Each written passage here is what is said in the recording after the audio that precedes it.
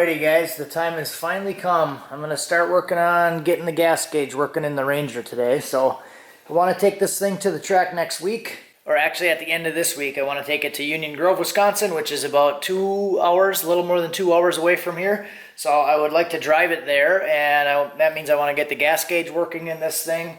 And I would also like to get my line lock working. So I think I'm just going to be tinkering around a little bit this week. I'd like to align or verify the alignment on the front end, get the wheels off, line lock, fuel gauge, and I think that's really it for changes. So let's check out this fuel gauge.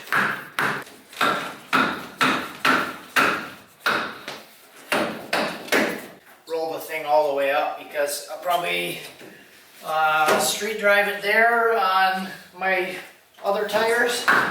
So the plan is I'm going to go down there with a couple other guys, and we're going to rent a trailer, or go half on a trailer. One's going to trailer it down, and then I'm going to drive, and then we'll have one there if we need it. And then if all goes well, I'll just be able to drive there and back. So, alright, so I do have fuel gauge wires, and then I do have the factory fuel gauge wiring is like right underneath the truck bed somewhere in this area, so I don't have to run wires very far. Alright, so I got my wire hooked up, and I got some pretty high-speed technology holding the swing arm down inside there. So it's simulating empty. I'll key it on quick.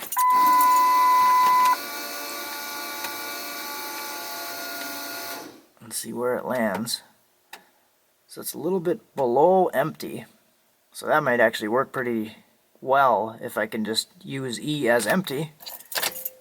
Alright, now I just grabbed the arm and then zip tied it up so it's all the way touching the top of the tank.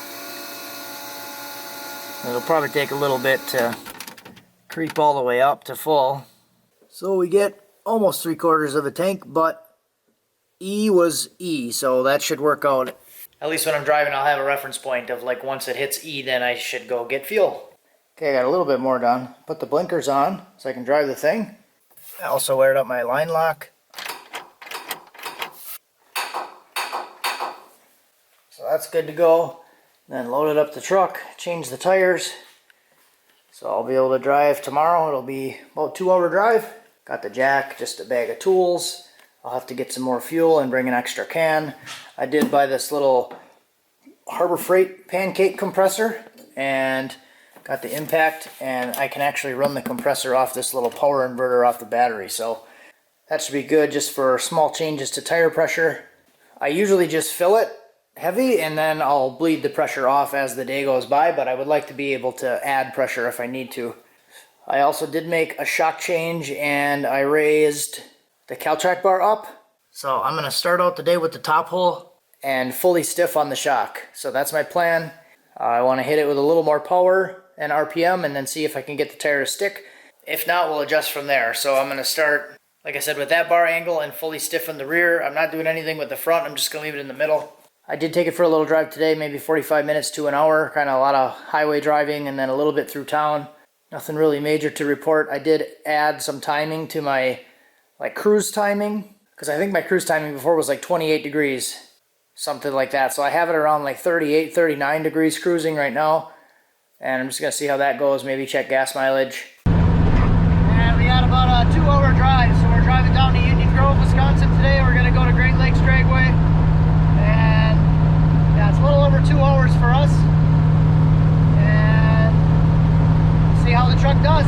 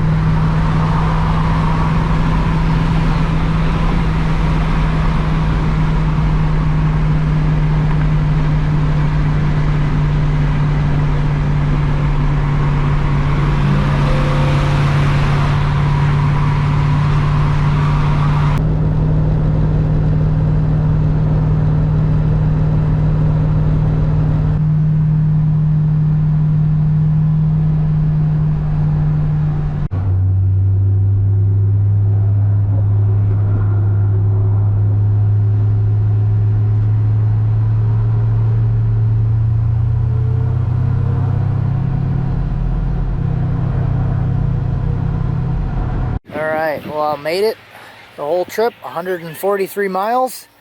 And I did end up running to a gas station to get some power steering fluid because I blew my power steering line at a gas station. So it was a pretty crowded, cramped gas station, and I turned full lock and it blew the power steering line off. So other than that, no other issues. I'm going to try to fix that line. Hopefully it just popped out and doesn't have a hole in it.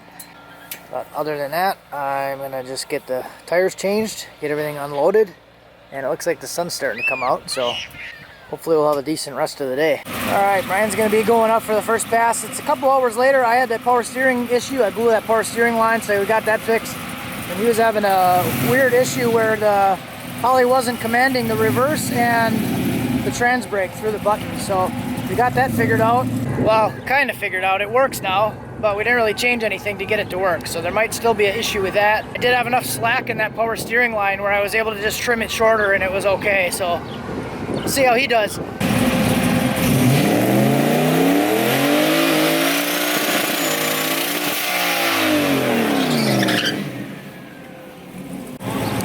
This is his first pass on this new setup, so he redid basically the whole car. Engine, transmission, converter.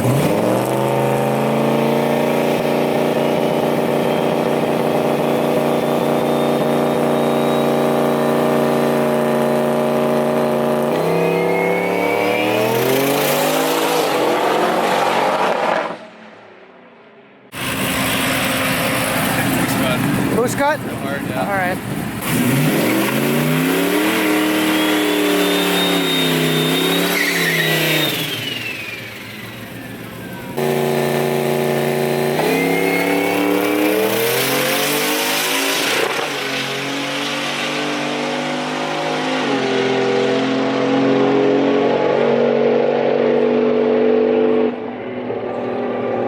All right, 1030 or 141. Alright, I think you'll be happier with that one. It sounded like you hit the rev limiter on the shift. I think that was probably around 10 pounds down the track, so turned the boost controller way down because it hit boost cut before, so he's just kind of creeping up on it now, and he was at around 10 or 11 pounds.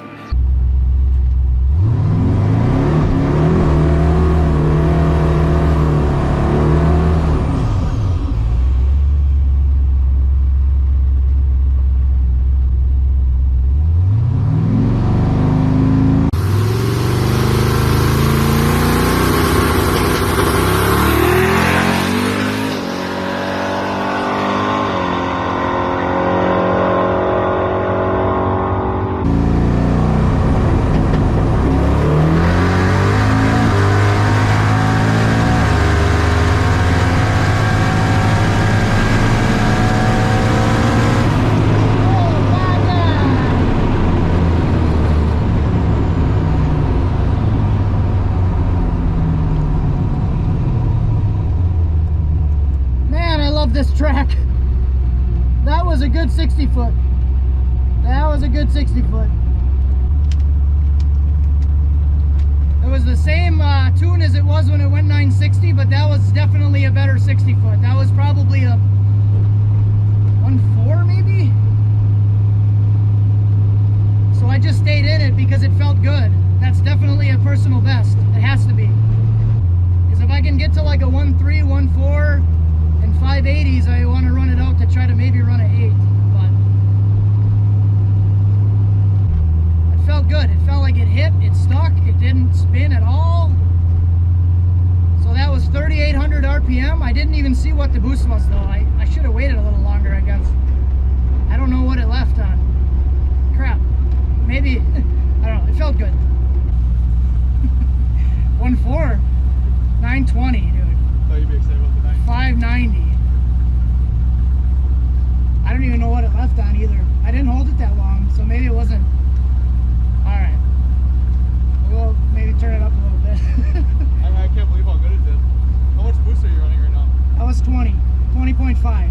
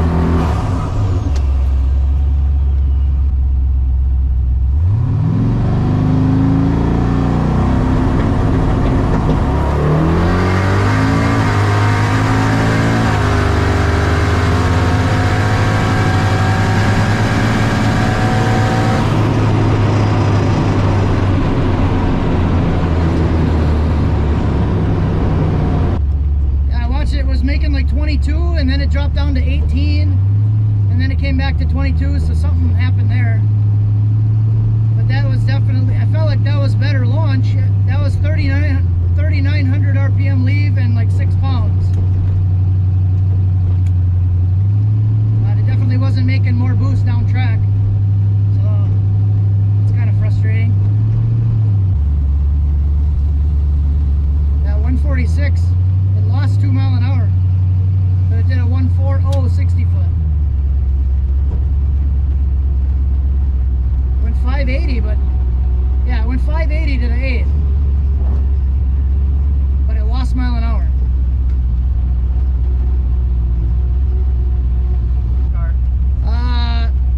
It lost boost. It lost mile an hour. It was making like 18 pounds. And you commanded more? Yeah. Went up 20% and it made less. It was like 22 and then I saw it dip down to 18. Yeah, 580 to the 8th, 585. That's weird, I gotta think about that. It was faster to the 8th. And then it just started to lose boost up top. It started to taper away. Yeah, it was like, I looked down to see what it was and I saw it fluctuating like between 18 and 20. But it was a 140 60 foot. So it's almost a 1.3, so it was a full tenth. A full tenth faster to the 8th. I don't know, maybe something's going on. Yeah, it lost 2 miles an hour.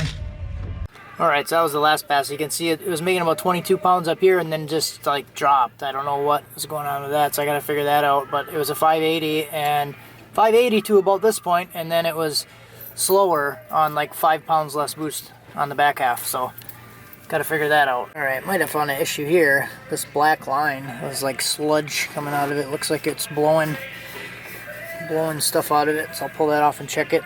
Yeah, so this coupler looks like it's a little bit crooked, so I'm gonna clock that turbo so it's a little better lined up. And it definitely had like a bunch of junk around here, like it looked like it was leaking, so I'm gonna try.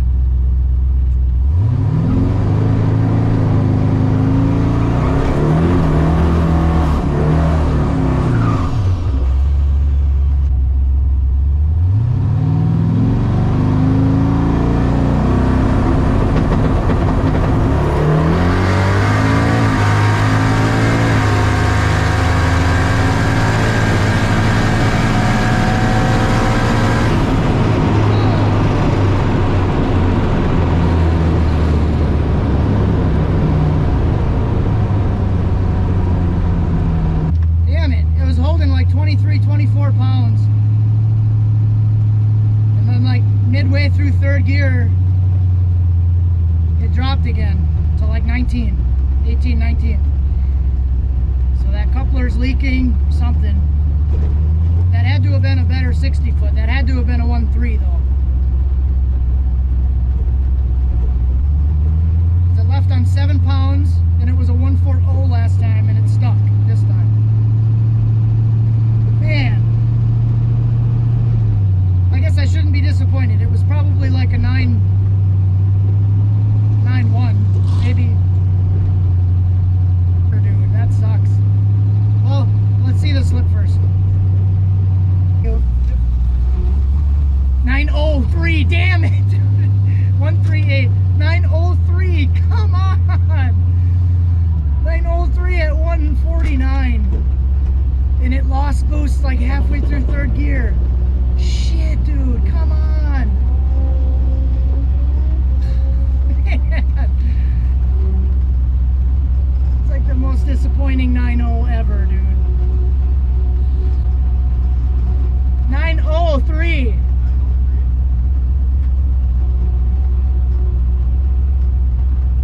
$577 to the 8th.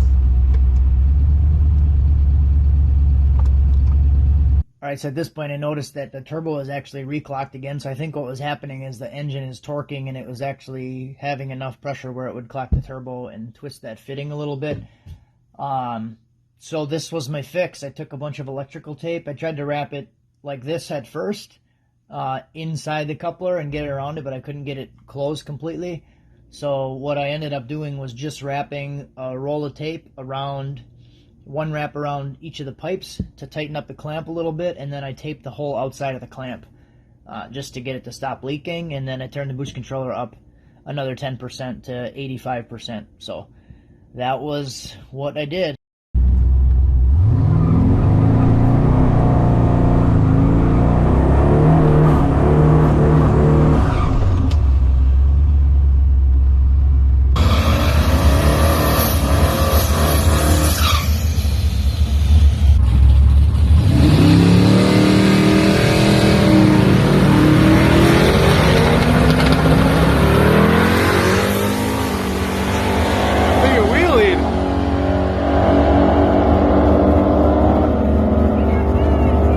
Slap my stepsister.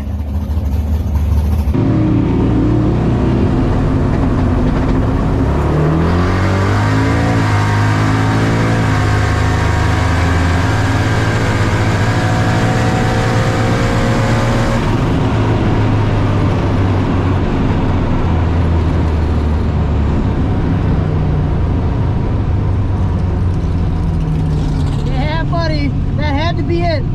That had to be it. 24, 25 pounds the whole pass. That had to be it. Good launch. If it wasn't, there's something else wrong, because that felt good. It hit. Ooh-wee. Wrapped a bunch of tape around that coupler.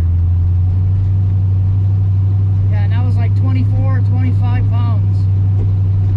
That's almost the power. That's almost the power that I made on the dyno. It was like 20, around 26. So we're probably close to 1,000, maybe tickling 1,000 horsepower. Let's go, baby! Come on, come on!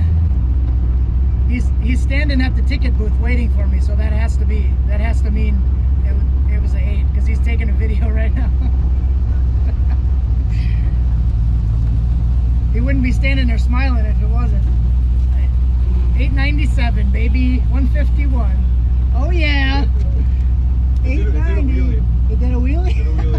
890, 151, and a 137, dude. All right, let's drive home now.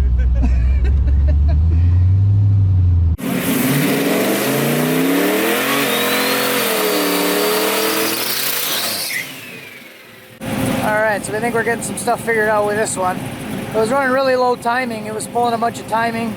It's only on like 8 degrees on 20 pounds.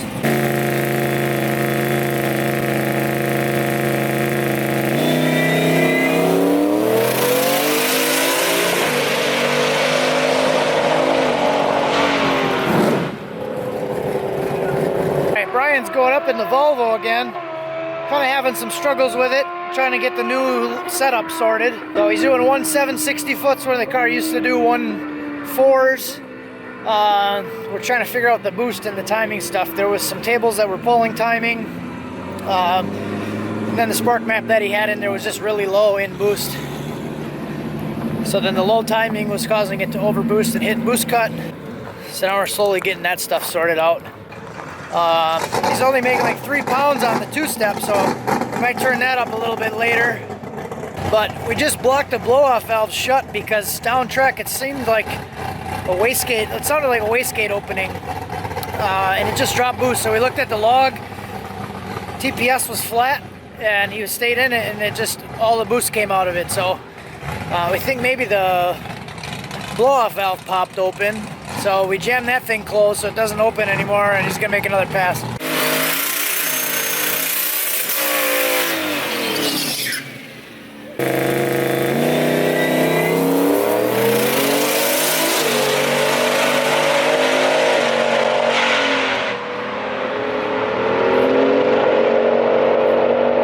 Just gotta figure out what's going on with that. It's like loud noise, and then all the boost is falling out of it. So I don't know if it's like valve floating or something weird. We thought maybe the wastegate, or we thought maybe the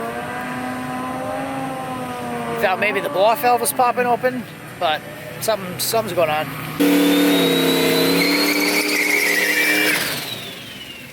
Alright, so we're going to try to launch it a little harder this time. He's at like 4,000 RPM.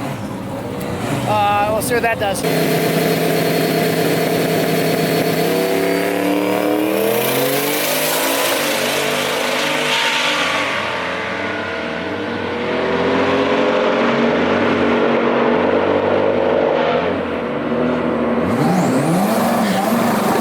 Alright, so that one he did a 10-1 at 142. Good mile an hour.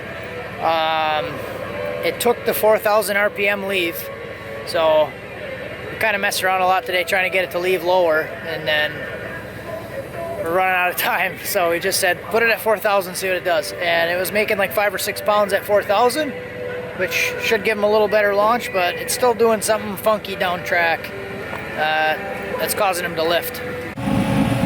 Alright, well that time he said he never lifted. He stayed in it, and then it like lost power, and then the power came back in, and then it lost it again. So he's just stayed in the throttle, and it like lost power and came back. So something weird's going on. It's not just a boost leak.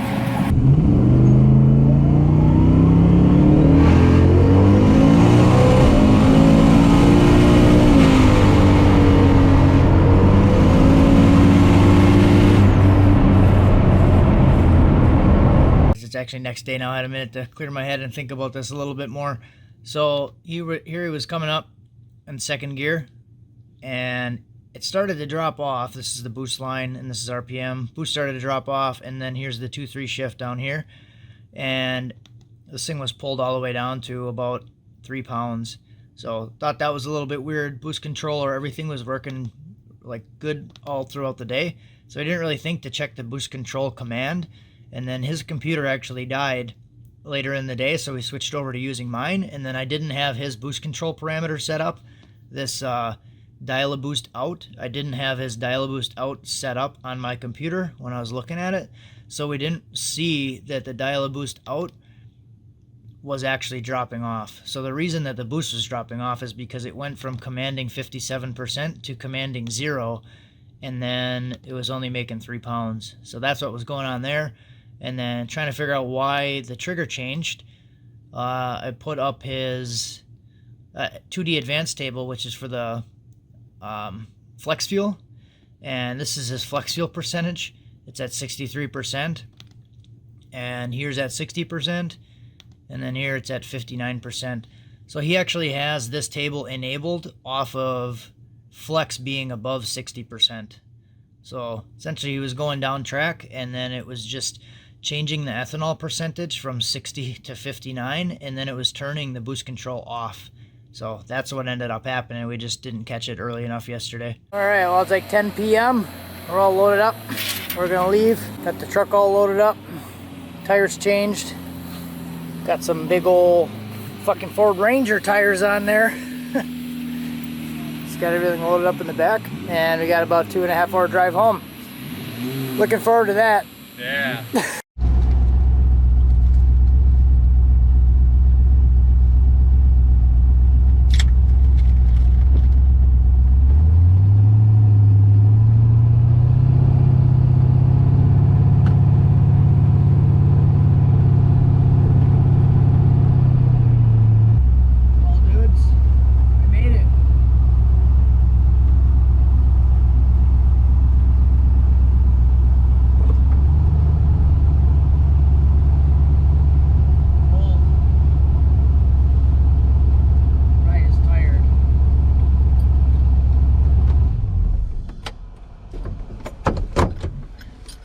Alright, so 5 passes. 890, 300 miles. I'm tired. Yeah, he's really tired too. I told him, feel free to call if you're too tired or whatever. He's like, you gotta go drop that trailer off yet, he says. Yeah. 12:59, 1 a.m. Just got home. It was a long day.